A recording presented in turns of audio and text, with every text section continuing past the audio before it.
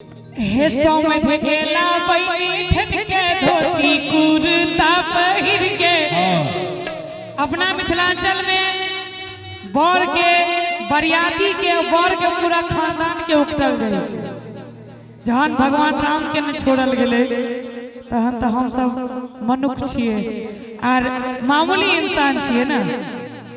हे समझ गेला बैठ के धोती कुर्ता पहिर के अकनी ताली बजबे रहबे तो मन लगते ना।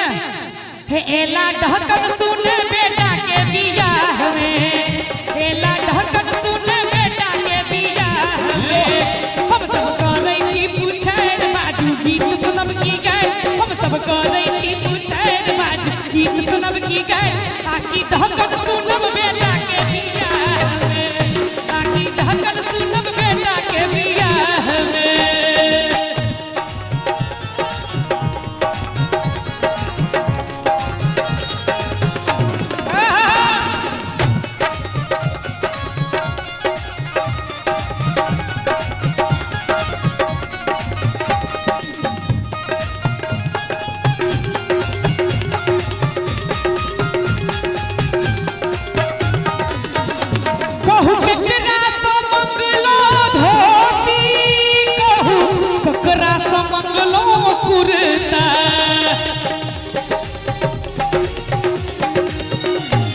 कि कहू केकरा से मंगलो धोती, कहू ककरा से मंगलो कुर्ता, हे समझ मुझे लगैया के जेना फुइक के एलो चूल्हा।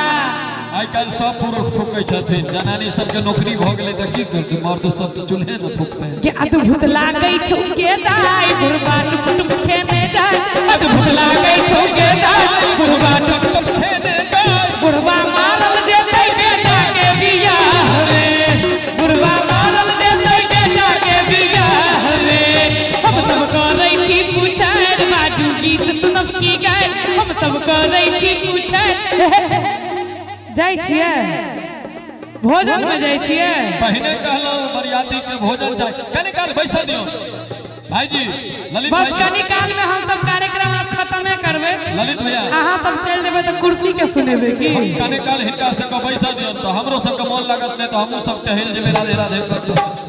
हम सब करै छी पूछैर बाजू गीत सुनब की गाय, हम सब करै छी पूछैर बाजू गीत सुनब की गाय, आकी परिछन कभी बेटा के बियाह में, आकी परिछन कभी बेटा के बियाह में, एला ढहकन सुने बेटा के बियाह में, एला ढहकन सुने बेटा के बियाह में, एला ढहकन सुने बेटा के बियाह में। एक बेर जोरदार ताली समझला बजा।